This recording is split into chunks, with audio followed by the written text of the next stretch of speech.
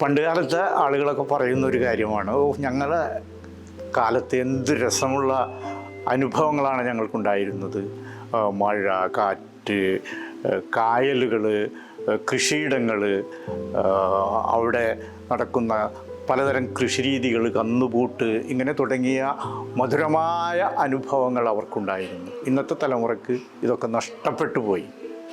അതിനടുത്ത തലമുറ, അതായത് അവരുടെ നെക്സ്റ്റ് തലമുറ പറയുന്നത് അവരെക്കുറിച്ചുണ്ടായ ആശങ്ക, അവരുടെ അച്ഛന്മാർക്കുണ്ടായിരുന്ന ആശങ്ക, മക്കൾ കോളേജിൽ പോയി കഴിഞ്ഞിട്ടുണ്ടെങ്കിൽ പിന്നെ വഴിതെറ്റിപ്പോവുകയോ, അത് സിനിമയ്ക്ക് പോവുകയോ, അല്ലെങ്കിൽ മറ്റേതെങ്കിലും ഗാദറിങ്ങിന് കൂട്ടായ്മക്കൊക്കെ പോയി അവിടെ ജീവിതം നശിപ്പിക്കുകയോ എന്നുള്ള ഒരു ഉത്കണ്ഠയും അതോടൊപ്പം ഉണ്ടായിരുന്നു. അവർ ആണെങ്കിൽ ആ തലമുറ അത് സിനിമയ്ക്ക് പോക്കായിരുന്നു. ഈ മറ്റേ കമ്പ്യൂട്ടറും നമ്മുടെ ലാപ്പും അതുപോലെ തന്നെ വന്നിരിക്കുന്നതിന് തൊട്ട് മുമ്പുള്ള ഒരു കാലഘട്ടത്തിൽ സിനിമയ്ക്ക് പോവുക, നാടകം കാണാൻ പോവുക, അതുപോലെ ഉത്സവ പറമ്പുകളിലൊക്കെ ഇങ്ങനെ ഒരുമിച്ച് കൂടുന്ന ഒരു രീതി ഉണ്ടായിരുന്നുള്ളതാണ്. പാർക്കിൽ ചെന്നിരുന്ന സമയം കളയുക, ഇങ്ങനെയൊക്കെ ആയിരുന്നു അവരുടെ രീതി എന്ന് പറഞ്ഞിട്ടുണ്ടെങ്കിൽ.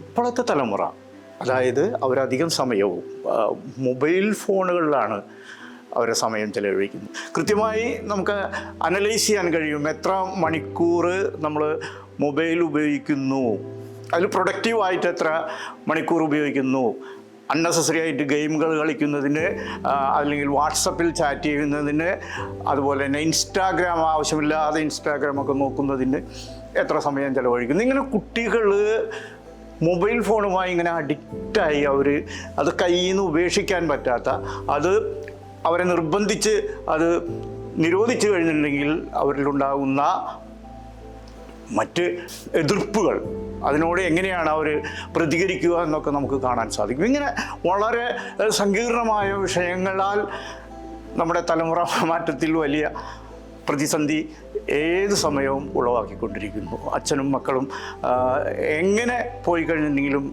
കുറച്ച് പ്രായപൂർത്തിയാകുമ്പോൾ മക്കൾ പാരൻസിൽ നിന്നകന്ന് അവർ പുതിയ കൂട്ടുകാരികളുമൊക്കെ ആയിട്ട് അവർ കൂടുതൽ സമയം ചെലവഴിക്കുന്നതിനും ബാക്കി സമയം ഈ ചാറ്റുകളിലും മൊബൈൽ ഫോണുകളിലും അവരെ സമയം ചെലവഴിച്ചു കൊണ്ടിരിക്കുന്നു. അപ്പോൾ എല്ലാവർക്കും ഈ കമ്പ്യൂട്ടർ ഐൻസ്റ്റൈൻ പറഞ്ഞ മാതിരി ഈ മൊബൈൽ ഫോണിനെയും കമ്പ്യൂട്ടറിനെയും ഒക്കെ നമുക്ക് ഒരുപാട് നമ്മുടെ ശാസ്ത്രത്തിൻ്റെ പുരോഗതിയും മനുഷ്യൻ്റെ നന്മയ്ക്കുമായി ഉപയോഗിക്കാൻ സാധിക്കുമെന്നുള്ളൊരു വശപ്പുറത്ത് കിടക്കുന്നുണ്ട്. നമ്മളെപ്പോഴും ഈ തലമുറകളിൽ ചിന്തിക്കുന്നത് ഇവർ ദുരുപയോഗം ചെയ്യുകയാണ്.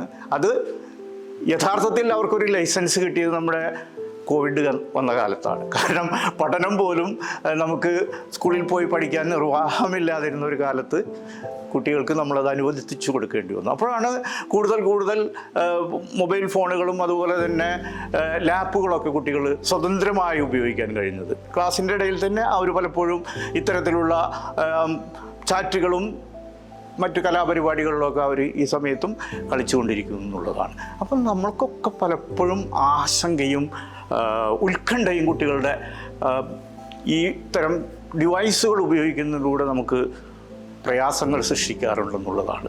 അത് തലമുറ ഇങ്ങനെ മേലോട്ട് പോകുന്തോറും ഈ ഗ്യാപ്പ് കൂടി വരികയാണ്. എങ്ങനെയാണ് ഈ ഗ്യാപ്പിനെ നമുക്ക് നിയന്ത്രിക്കാൻ കഴിയുന്നത്? അല്ലെങ്കിൽ പുതിയ തലമുറക്ക് കാര്യങ്ങൾ കൂടുതൽ ഒരു മൂല്യബോധത്തോടുകൂടി ഇതിൻ്റെ വാല്യൂസിനെ കുറിച്ച് യഥാർത്ഥത്തിൽ ഈ കുട്ടികൾ ഇത് എൻജോയ് ചെയ്യുന്നുണ്ട് പലപ്പോഴും. അതായത് മൊബൈലിൽ ഒരു പാട്ട് കേൾക്കുമ്പോൾ, അല്ലെങ്കിൽ മൊബൈലിൽ ഒരു സീന് കാണുമ്പോൾ, അല്ലെങ്കിൽ ഇൻസ്റ്റാഗ്രാമിൽ എന്തെങ്കിലും ഒരു ചാറ്റൊക്കെ കാണുമ്പോൾ അവർ യഥാർത്ഥത്തിൽ അവർക്കും സന്തോഷം കിട്ടുന്നുണ്ട്. ഈ പഴയ തലമുറയ്ക്ക് ഇതനുഭവിക്കാൻ കഴിഞ്ഞിട്ടില്ല എന്നുള്ളതാണ്. അല്ലെങ്കിൽ അവർക്കതിനെ മുഴുവനായും അതിലേക്ക് ഉൾക്കൊള്ളാനും ഇൻവോൾവ് ചെയ്യാൻ കഴിയാത്തതുകൊണ്ടാണ് അവർക്ക് ആ പഴയ കാലങ്ങളിൽ ഏകദേശം ഒരു 30, 35, 40 വയസ്സ് വരെ ഇവർ ഇതൊക്കെ തന്നെ ഇങ്ങനെ പറഞ്ഞുകൊണ്ടിരിക്കും. അത് കഴിഞ്ഞാൽ പിന്നെ അവർക്കൊരു ഓർമ്മയില്ല. 40 വയസ്സ് കഴിഞ്ഞിട്ടുണ്ടെങ്കിൽ പിന്നെ പ്രത്യേകിച്ച് അവർക്ക് പച്ച പിടിച്ച അല്ലെങ്കിൽ കൂടുതൽ നൊസ്റ്റാൾജി ഉണ്ടാക്കുന്ന ഓർമ്മകളൊക്കെ വളരെ കുറവായിരിക്കും എന്നുള്ളതാണ്. അപ്പോൾ ആ കാലഘട്ടം വരെയാണ് അവരുടെ മധുരസ്മരണകൾ എന്ന് പറയുന്നത്. ഇതെല്ലാ തലമുറയിലും ഉണ്ട് എന്നുള്ളതാണ് നമ്മൾ മനസ്സിലാക്കേണ്ടത്. നമ്മുടെ അപ്പൂപ്പന്മാരുടെ കാലത്ത് നിന്ന് നമ്മുടെ തലമുറയിലേക്കും അടുത്ത തലമുറയിലേക്കും ഒക്കെ വരുമ്പോൾ നമ്മളെ ഏറ്റവും മധുരമായ ഓർമ്മകളും ഏറ്റവും ആസ്വാദ്യമായ അനുഭവങ്ങളും ഒക്കെ നമുക്ക് ഓർക്കാൻ കഴിയുന്നത് ഈ ഒരു പ്രായത്തിനിടയിലാണ്. അത് കഴിഞ്ഞിട്ടുണ്ടെങ്കിൽ ആർക്കും അതുണ്ടാവില്ല. ഇത് ഈ കുട്ടികൾക്കും ഇങ്ങനെയൊക്കെ തന്നെയാണ്. പക്ഷെ അവിടെ ഉണ്ടാകുന്ന ഒരു അപകടം എന്ന് പറഞ്ഞിട്ടുണ്ടെങ്കിൽ ഒരു മൂല്യാധിഷ്ഠിതമായിട്ടുള്ള അനുഭവങ്ങൾ നമ്മുടെ കുട്ടികൾക്ക് നമുക്ക് സൃഷ്ടിച്ചു കൊടുക്കാൻ കഴിയില്ല. ഇപ്പോൾ പാരൻസും അല്ലെങ്കിൽ നമ്മുടെ മുൻതലമുറയിലുള്ള ആളുകളൊക്കെ മനസ്സിലാക്കേണ്ടത് ഈ ഗ്യാപ്പുകൾ കുറച്ചു കൊണ്ടുവരാൻ നമ്മൾ എന്താണ് ചെയ്യേണ്ടത്. ഒന്നാമത്തത്, നമ്മുടെ മുൻതലമുറകൾ കുട്ടികളോടൊപ്പം തന്നെ ഇത്തരം കാര്യങ്ങൾ സ്വാഭാവികമായും അത് പഠിച്ചു വരാനുള്ള, അല്ലെങ്കിൽ അത് മനസ്സിലാക്കാനുള്ള, അല്ലെങ്കിൽ കണ്ടാലെങ്കിലും മനസ്സിലാക്കാനുള്ള ഒരു ബോധത്തിലേക്ക് അവർ വരിക എന്നുള്ളതാണ്. തീർച്ചയായിട്ടും അത് അത്യാവശ്യമാണ്. കാരണം കുട്ടികൾ എന്ത് ചെയ്യുന്നു, ഇതിൽ എന്ത് കാണുന്നു, എങ്ങനെ ഉപയോഗിക്കുന്നു, ഇത് വളരെ നല്ല രീതിയിലും കുട്ടികൾക്ക് ഉപയോഗിക്കാൻ കഴിയും. കാരണം ഇന്ന് നോളേജ് എന്ന് പറയുന്ന അനുഭവം, അതായത് വിജ്ഞാനം സ്വായത്തമാക്കുക എന്നുള്ളത്, അല്ലെങ്കിൽ വിജ്ഞാനം നമുക്ക് ലഭിച്ചു കഴിഞ്ഞിട്ടുണ്ടെങ്കിൽ, അറിവ് നമുക്ക് ലഭിച്ചു കഴിഞ്ഞിട്ടുണ്ടെങ്കിൽ ആ അറിവ് തന്നെ അതൊരു പ്രൊഡക്റ്റാക്കി മാറ്റുന്ന, ഒരു മൂല്യമുള്ള ഒരു പ്രൊഡക്റ്റാക്കി മാറ്റുന്ന ഒരു വലിയ മഹാപ്രക്രിയ ലോകത്ത് നിന്ന് നടന്നുകൊണ്ടിരിക്കുന്നുണ്ട്. അതിലേക്കാണ് നമ്മുടെ കുട്ടികളെ ഇനി തിരിക്കേണ്ടത്. ആ പ്രക്രിയയിലേക്ക് കമ്പ്യൂട്ടർ വന്ന കാലങ്ങൾ മുതൽ അതൊരു 10-20 വർഷം മുമ്പ് വരെയും ഇതൊരു ടൈപ്പ് റൈറ്റർ പോലെയാണ്. കാരണം നമ്മുടെ കമ്മ്യൂണിക്കേഷനുള്ള ഒരു ഉപകരണമാണെന്നാണ് നമ്മളെല്ലാം കരുതിയിരുന്നത്. ആശയങ്ങൾ പലപ്പോഴും എഴുതി അങ്ങോട്ടും ഇങ്ങോട്ടും കൈമാറാൻ പറ്റുന്ന ഒരു ടൈപ്പ് റൈറ്റർ. ഇപ്പോൾ കമ്പ്യൂട്ടറിൻ്റെ പ്രൊഡക്ടിവിറ്റി, അതായത് ഡിജിറ്റൽ ജ്ഞാനം നമ്മുടെ കുട്ടികളിൽ അസാധ്യമായ പോസിബിലിറ്റീസാണ് ഉണ്ടാക്കുന്നത്. നോളേജ് തന്നെ ഒരു പ്രൊഡക്റ്റാക്കി മാറ്റി ആഗോള മാർക്കറ്റിൽ അതിനെ ഒരു ഇക്കോണമിയാക്കി മാറ്റി, അതിനൊരു കൺസംഷൻ ഉണ്ടാവുക, അതിനൊരു പ്രൊഡക്ഷൻ ഉണ്ടാവുക, അതിന് ഒരു വിപണനം ഉണ്ടാവുക. ആ തരത്തിലേക്ക് ഇന്ന് വിജ്ഞാനം മാറിക്കഴിഞ്ഞു എന്നുള്ളതാണ്. ഈ വിജ്ഞാനത്തെയാണ് വളരെ കൃത്യമായി പല പഴകിയ രീതികളെല്ലാം നമുക്ക് ഇതുവഴി മാറ്റപ്പെടുകയും പുതിയ സമ്പ്രദായങ്ങൾ, നമ്മളെ ജീവിതം കൂടുതൽ എളുപ്പമാകുന്ന ഒരുപാട് കാര്യങ്ങളിലേക്ക് ഈ കമ്പ്യൂട്ടർ വിജ്ഞാനം അല്ലെങ്കിൽ ഡിജിറ്റൽ വിജ്ഞാനം നമുക്ക് ഉപയോഗിക്കാൻ കഴിയുന്നുണ്ട് എന്നുള്ളതാണ്. ഞാൻ ഇപ്പോൾ ആഗോളതലത്തിൽ ഇപ്പോൾ ഈ ജഡ്ജ്മെൻ്റ് വരെ നടത്താൻ, അതായത് ഒരു കോടതിയിൽ എങ്ങനെയാണോ വക്കീലന്മാർ വാദിച്ച് ജഡ്ജ് നടത്തുന്നത്, അനേക വർഷങ്ങളിലൂടെ കേസുകൾ ഇങ്ങനെ നീണ്ടുപോയി അവസാനം വിധി പറയാൻ ഇങ്ങനെ കാലം വൈകിയ ആളുകൾ മരിച്ചു പോകുന്ന അവസ്ഥ വരെ നമ്മുടെ നാട്ടിലുണ്ടെന്നുള്ളതാണ്. ഇതൊക്കെ വളരെ പെട്ടെന്ന്, വളരെ ക്വിക്കായിട്ട് ഇതിന് നടപടികളും ഉണ്ടാക്കാൻ പറ്റുന്ന സോഫ്റ്റ്വെയറുകൾ ഇന്ന് ലോകത്ത് ഡെവലപ്പ് ചെയ്തിട്ടുണ്ട്. ഇതൊക്കെ കുട്ടികൾക്കറിയാം. അപ്പോൾ അതുവഴി ഉണ്ടാകുന്ന പല തൊഴിലുകൾ അവിടെ നഷ്ടപ്പെടും. വക്കീലന്മാരായിട്ട് ബന്ധപ്പെടുന്ന ഒട്ടനവധി തൊഴിലുകൾ ഇല്ലാതാകുകയാണ്. ഈ തൊഴിലുകൾ ഉണ്ടാക്കാൻ വേണ്ടിയിട്ട് നമ്മൾ പുതിയ മേഖലകൾ, അല്ലെങ്കിൽ ആ മേഖലകളിലേക്കാണ് നമ്മൾ തിരിയേണ്ടത്. നമ്മൾ പലപ്പോഴും പല കോഴ്സുകളൊക്കെ തിരഞ്ഞെടുക്കുമ്പോൾ ലോകത്ത് ഇനി അതിൻ്റെ ഉപയുക്തത കുറഞ്ഞ, നമ്മളറിയണില്ല, ഇതൊന്നും നമ്മളെ മക്കളറിയണില്ല.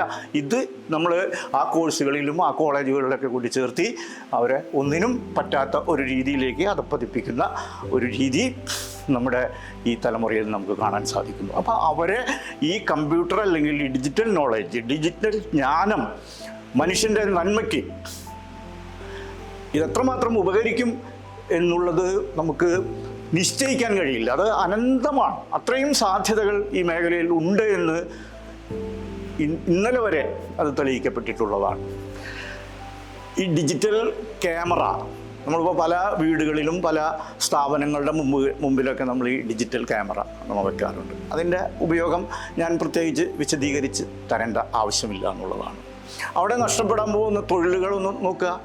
വാച്ച്മാൻ പിന്നെ ആവശ്യമില്ല, അവിടെ സെക്യൂരിറ്റി ഗാർഡിൻ്റെ ആവശ്യം വരുന്നില്ല. കാരണം അവിടെ വരുന്ന ആളുകൾ, അവിടെ നിന്ന് പോകുന്ന ആളുകൾ മുഴുവനും ഈ ക്യാമറയിലൂടെ റിപ്പോർട്ട് കൊടുത്തുകൊണ്ടിരിക്കുകയാണ്. പിന്നെ എന്തിനാണ് അവിടെ ഒരു സെക്യൂരിറ്റി ഗാർഡ്? അപ്പോൾ ഇത്തരത്തിൽ ഒരുപാട് തൊഴിലുകൾ നഷ്ടപ്പെടുകയും പുതിയ ഒരുപാട് മേഖലകൾ നമ്മുടെ മുമ്പിൽ തെളിഞ്ഞു വരികയും ചെയ്യുന്നുള്ളതാണ്. അപ്പോൾ തലമുറ മാറ്റം എന്ന് പറഞ്ഞിട്ടുണ്ടെങ്കിൽ വളരെ ഫാസ്റ്റായിട്ട് നടക്കുന്നു, വളരെ വേഗത്തിൽ നടക്കുന്നു. ആ നടക്കുന്നതിനനുസരിച്ച് മൂല്യബോധങ്ങൾ ഉണ്ടാവുകയും അതിനെ നമ്മൾ ശരിയായ രീതിയിൽ ഉപയോഗിക്കാൻ നമ്മുടെ കുട്ടികളെ പ്രാപ്തരാക്കുകയും ചെയ്യുക എന്നുള്ളതാണ്. നമ്മുടെ ഈ തലമുറ ഗ്യാപ്പിലൂടെ നമ്മൾ കാണുന്ന ഒരു വലിയ അനുഭവം എന്ന് പറയുന്നത് പലപ്പോഴും ഈ മുൻ തലമുറകൾ നമ്മുടെ പുതിയ തലമുറയെ കാര്യമായി ഗൗനിക്കുന്നില്ല എന്നുള്ളത്. അവർക്കൊന്നും അറിഞ്ഞുകൂടാ, അവർക്ക് മൂല്യങ്ങളില്ല, വാല്യൂസ് ഇല്ല, എത്തിക്സ് ഇല്ല, മര്യാദയില്ല, ബഹുമാനമില്ല എന്നൊക്കെ പറഞ്ഞിട്ട് അവരെ തള്ളിപ്പറയുകയും ഇവരുടെ കാലമായിരുന്നു ഏറ്റവും മഹത്തായിട്ടുള്ള കാലം, അവരുടെ കൃഷിയും മറ്റ് അന്നത്തെ കായിക വിനോദങ്ങളും എല്ലാം അവർക്ക് ഭയങ്കര അത്ഭുതം, വളരെ രസകരമായിരുന്നുവെന്നും അവരിങ്ങനെ അഭിമാനിക്കുകയാണ്. മാത്രമല്ല ഈ ഹെഡ് വെയ്റ്റ് എന്ന് പറയുന്ന ഒരു സാധനം അത് നമ്മുടെ സമൂഹത്തിൽ നിന്ന് വളരെ കാര്യമായിട്ട് നിൽക്കുന്നതാണ്. അല്പം എന്തെങ്കിലും ഒരു കാര്യത്തെക്കുറിച്ച് ജ്ഞാനമെന്ന് വാക്ക് ഞാൻ ഉപയോഗിക്കുന്നില്ല, ചെറിയൊരു ഇൻഫർമേഷൻ നമുക്കുണ്ടായാൽ പിന്നെ നമുക്ക് വലിയ ഹെഡ് വെയ്റ്റാണ്. അതാണ് നമ്മുടെ ഇവിടെയുള്ള ഏറ്റവും വലിയ കുഴപ്പം. അപ്പോൾ ഈ മുതിർന്ന തലമുറയ്ക്കുള്ള ഒരു പ്രശ്നം എന്താണെന്ന് വെച്ചിട്ടുണ്ടെങ്കിൽ അവരെ നമ്മളൊക്കെ ബഹുമാനിക്കേണ്ടെന്നൊന്നുമല്ല ഞാൻ അതിൽ നിങ്ങളോട് പറയുന്നത്, ബഹുമാനിക്കണം. പക്ഷെ അതിൻ്റെ ചില രീതികളിലൂടെ അവർ ജീവിക്കുന്ന ഒരു കാലഘട്ടത്തിനനുസരിച്ചിട്ടാണ് അവരിൽ നിന്നും ബഹുമാനം പ്രതീക്ഷിക്കേണ്ടത്. അപ്പോൾ ഈ ഹെഡ് വെയ്റ്റ് നമ്മൾ എവിടെയെങ്കിലും സ്ഥാപനത്തിൽ ചെന്നാൽ, ചില വീടുകളിൽ ചെന്നാൽ ചില ഗൃഹനാഥന്മാർക്ക് തന്നെയുണ്ട് ഞാനാണ് എല്ലാം ഇതിൻ്റെ ഈ സൃഷ്ടാവും പിന്നെന്താ പറയുന്നത് എല്ലാ കാര്യങ്ങളും നോക്കി നിർവഹിക്കുന്ന ആളും എല്ലാം എൻ്റെ തലയിലൂടെയാണ് ഓടുന്നത് എന്നുള്ള ഒരു ഭാവം പലപ്പോഴും ഇത് രാഷ്ട്രീയക്കാർക്കുണ്ട്, ഉദ്യോഗസ്ഥന്മാർക്കുണ്ട്, അല്ലെങ്കിൽ നമ്മുടെ സമൂഹത്തിലെ വിവിധ തലങ്ങളിലുള്ള ആളുകളിൽ നമുക്ക് കാണാൻ സാധിക്കും. എന്താണ് ഈ ഹെഡ് വെയ്റ്റ് എന്ന് പറയുന്ന സാധനം? ഞാൻ എന്തൊക്കെയാണ് എന്നുള്ളൊരു ബോധം.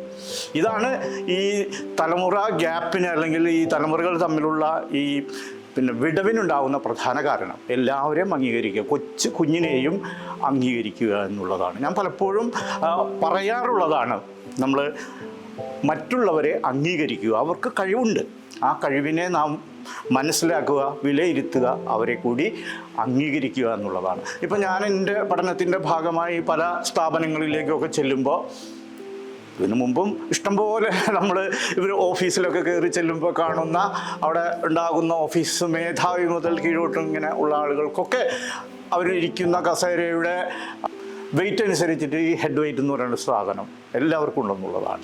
അത് കമ്മ്യൂണിക്കേഷനിൽ, പെരുമാറ്റത്തിൽ, പ്രവൃത്തിയിൽ ഇതെല്ലാം കാണിക്കുന്നുള്ളതാണ്. അതായത് നമ്മളൊരു കാര്യം മനസ്സിലാക്കണം, നമ്മുടെ ഈ ബ്രെയിൻ എന്ന് പറയുന്നത് ഏത് ഉയർന്ന ബുദ്ധിശാലിയായാലും, ഇപ്പോൾ നമ്മൾ ഉദാഹരണത്തിനൊക്കെ നമ്മൾ പറയുന്നത് ഐൻസ്റ്റീൻ, ന്യൂട്ടനൊക്കെ പോലുള്ള ആളുകളെയാണ്. ഇവരെ ബ്രെയിൻ എടുത്താലും, ഒരു സാധാരണ വലിയ അൺഎഡ്യൂക്കേറ്റഡ് ആയിട്ടുള്ള ആളുടെ ബ്രെയിൻ എടുത്താലും അതിൻ്റെ മാസ്, അതിൻ്റെ വോളിയം ഒക്കെ ഒന്ന് തന്നെയാണ്. 1200-നും 1400-നും ഇടയിൽ ഗ്രാമാണ് ഇതിൻ്റെ മാസം എന്ന് പറയുന്നത്. ബുദ്ധി കൂടിയുകൊണ്ട് ഒരിക്കലും ഒരാൾക്ക് ഈ മാസ് കൂടാൻ പോകുന്നില്ല, ഈ ബ്രെയിനിൻ്റെ മാസ് കൂടാൻ പോകുന്നില്ല. അപ്പോൾ ഈ ഹെഡ് വെയ്റ്റ് എന്ന് പറയുന്നത് അർത്ഥമില്ലാത്ത വെറും ഒരു ബോധം മാത്രമാണ്. അത് യാതൊരു കാര്യമില്ല എന്നുള്ളതാണ്. ഞാൻ എന്തൊക്കെയാണ് എന്നുള്ള ഒരു വലിയ ബോധം പലരിലും ഉണ്ടെന്നുള്ളതാണ്. ഇപ്പോൾ ചില ഹോട്ടലുകളിലൊക്കെ ചെല്ലുമ്പോൾ നമുക്ക് കാണാം, സൂട്ടും ടൈയും ഷൂവും ഒക്കെ ഇല്ലാതെ ആ ഹോട്ടലിൽ ചെന്ന് കഴിഞ്ഞാൽ അത് അവരുടെ ബിസിനസ്സുമായി ബന്ധപ്പെട്ട കാര്യങ്ങളാണ്. പക്ഷേ യഥാർത്ഥത്തിൽ നമ്മുടെ വെറും കാഴ്ചയാണ്, നമ്മുടെ വിഷനാണ്, ആ മനുഷ്യൻ്റെ പെരുമാറ്റത്തിലാണ് നമ്മൾ ഒരാളുടെ വ്യക്തിത്വം. ഗാന്ധിജി ധരിച്ചിരിക്കുന്ന ഡ്രസ്സ് നമുക്കറിയാവുന്നതാണ്. ഇംഗ്ലണ്ടിലെ ബക്കിംഗ്ഹാം കൊട്ടാരത്തിലേക്ക് ഒരു റൗണ്ട് ടേബിൾ സമ്മേളനത്തിനൊക്കെ ഗാന്ധിജി പോയത് ഈ ഡ്രസ്സ് ഇട്ടിട്ടാണ്. അപ്പോൾ അവരുടെ മഹത്വമാണ്. അപ്പോൾ നമ്മുടെ സമൂഹത്തിലുള്ള വികലമായ ഇത്തരത്തിലുള്ള ഒരുപാട് പ്രശ്നങ്ങൾ ഈ തലമുറകൾ തമ്മിലുള്ള വിടവിൽ നമുക്ക് കാണാൻ സാധിക്കും. കുട്ടികൾ അവരെ ബഹുമാനിക്കണം, അവർ ബഹുമാനിക്കേണ്ട, അവരുടെ മൂല്യങ്ങൾ, അവരുടെ സ്വഭാവങ്ങൾ, ഇവരിലേക്ക് നമ്മൾ പുതിയ മൂല്യങ്ങൾ കൊടുക്കാനാണ് നമ്മൾ ശ്രമിക്കേണ്ടത്. അതുപോലെ കുട്ടികളെ പഠന സമയത്ത് ഈ ഡിജിറ്റൽ നോളേജ് അതിൽ പ്രത്യേക മൂല്യബോധമൊന്നും നമുക്ക് കാണാൻ സാധിക്കില്ല. ആ മൂല്യബോധങ്ങളെ അതിലേക്ക് കൊണ്ടുവരിക എന്നുള്ളതാണ്. അതായത് നമ്മുടെ ശാസ്ത്രത്തിനും ശാസ്ത്രബോധത്തിനും എല്ലാം ഇത്തരത്തിലുള്ള മൂല്യങ്ങളെ, അതായത് മനുഷ്യനെ സ്നേഹിക്കാനും മനുഷ്യനെ അപരനോട് കരുണ കാണിക്കാനും അവരുടെ ജീവിത പ്രയാസങ്ങളിൽ നമ്മൾ ഉൾക്കൊണ്ടുകൊണ്ട് നമ്മളെ അവരെ സഹായിക്കാനുമൊക്കെയാണ് ഈ ഹ്യൂമനിസം എന്ന് പറയുന്ന ഒരു വാക്കുകൊണ്ട് തന്നെ ഉദ്ദേശിക്കുന്നത്. അപ്പോൾ ഇത്തരത്തിലുള്ള ഡിജിറ്റൽ പഠനങ്ങളോടൊപ്പം തന്നെ ഈ ഹ്യൂമനിസം എന്ന വാക്കിനാണ് നമ്മൾ പ്രാധാന്യം കൊടുക്കേണ്ടത്. അല്ലാതെ തലമുറകളുടെ ആ വലിയ പ്രതാപത്തിനോ അല്ലെങ്കിൽ ആ പാരമ്പര്യത്തിനോ അല്ല. അതിൽ നിന്നും വ്യത്യസ്തമായി ഈ ഹ്യൂമനിസം എന്ന് പറയുന്ന എല്ലാ മനുഷ്യരെയും ഒരുപോലെ കാണാനുള്ള, അവരെ സ്നേഹിക്കാനും ബുദ്ധിമുട്ടുണ്ടാകുമ്പോൾ അവരെ സഹായിക്കാനും സഹകരിക്കാനും സംഘടിക്കാനുമുള്ള ഒരു ബോധമാണ് നമ്മുടെ പുതിയ തലമുറയിൽ തീർച്ചയായും നാം ഉണ്ടാക്കി കൊടുക്കേണ്ടത് എന്നാണ് എനിക്ക് എൻ്റെ പഠനങ്ങളിൽ നിന്ന്, എൻ്റെ അനുഭവങ്ങളിൽ നിന്ന് മനസ്സിലാക്കാൻ കഴിഞ്ഞത്. ഒരിക്കലും നമ്മുടെ പേഴ്സണൽ അനുഭവം അതൊരു ജനറലൈസേഷനായി നമുക്ക് പറയാൻ കഴിയില്ല. അത് ഒരുപാട് ആളുകളുടെ പഠനത്തിൻ്റെ ഭാഗമായി അതിനെ ഏകോപിപ്പിക്കുമ്പോൾ, അതിൻ്റെ ക്രോഡീകരണം നടത്തുമ്പോൾ പലരിൽ നിന്നും വന്നിരിക്കുന്ന അവരുടെ കൺക്ലൂഷൻ അല്ലെങ്കിൽ നിഗമനം എന്താണെന്ന് പറയുമ്പോൾ മാത്രമാണ് അതിനെ ഒരു ജനറലൈസ്ഡ് ഒരു തിയറിയായോ അല്ലെങ്കിൽ ഒരു വാല്യൂ ബേസ്ഡ് വിഷയമായോ നമുക്കതിനെ കണക്കാക്കാൻ സാധിക്കുകയുള്ളൂ. നമ്മൾ ഓരോരുത്തരും നമ്മളെ കുറിച്ച് ചിന്തിക്കുമ്പോൾ നമുക്ക് മനസ്സിലാകും നമ്മൾ ഒരുപാട് ആശയങ്ങൾ കൊണ്ട് നടക്കുന്ന ആളുകളാണ്. നമുക്കറിയാം, ഒരുപാട് ആശയങ്ങൾ നമുക്ക് പറയും. പക്ഷേ അത് ജീവിതത്തിൽ പ്രയോഗിക്കുമ്പോഴാണ് ഈ ആശയങ്ങൾ അവിടെ ആശയങ്ങളായിട്ടും പ്രയോഗം വേറെ രീതിയിലും നിൽക്കുന്നത്. അതുകൊണ്ട് നമ്മൾ ആശയങ്ങളെ ജീവിതത്തിലേക്ക് നല്ല രീതിയിൽ പ്രയോഗവൽക്കരിക്കാൻ ശ്രമിക്കുമ്പോൾ, അതിനെ പ്രാക്ടിക്കലായി കൊണ്ടുവരാൻ ശ്രമിക്കുമ്പോഴാണ് നമ്മുടെ ഹ്യൂമനിസം നമുക്കുണ്ടാകുന്നത് എന്ന് മാത്രം പറഞ്ഞുകൊണ്ട് ഞാൻ ഈ പ്രഭാഷണം ഇവിടെ നിർത്തുന്നു. നന്ദി, നമസ്കാരം.